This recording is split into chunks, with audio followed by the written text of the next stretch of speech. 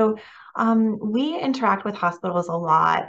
We have a help desk that we operate daily, and we do get several inquiries from hospitals just trying to understand their safety grade and how they performed. And that can come from, a B hospital, a C, a D, an F.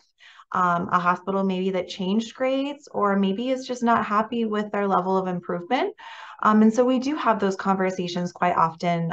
We have phone conversations with these hospitals, and we make tools available to them so that they can see how their performance compares nationally to those other hospitals receiving a grade. And we always encourage them to take a look at those measures where they're performing worse than the national average, and concentrate on efforts that could maybe have an impact there. And some things are policies and structures that they can implement. Other things might take a little bit more time, like with their ICU physician staffing or maybe with their infection rates. But certainly there's areas even for an A hospital where they can make improvements. And we do have those conversations. And I think that is one great thing about the safety grade is that it's so transparent. There's no black box as to how we assign the grade.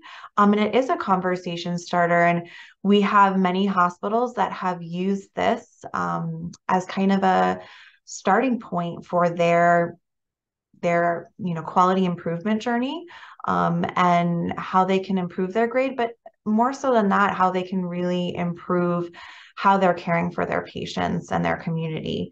And so it is a conversation starter and it is a quality driver. And I think that's what we've seen over the past 10 years.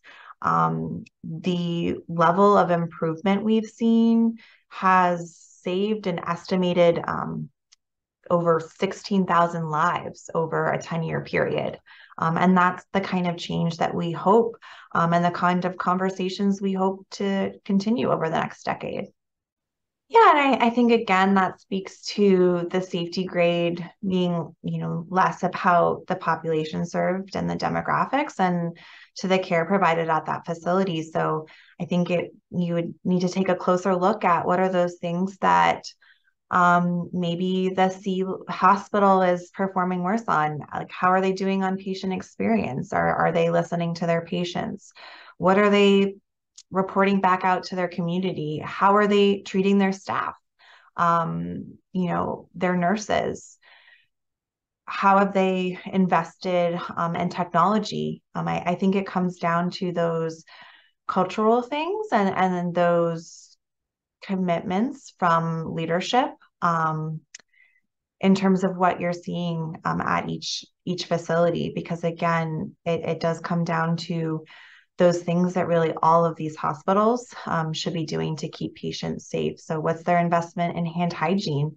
That's a big one that has been an area of focus for many, especially with the pandemic.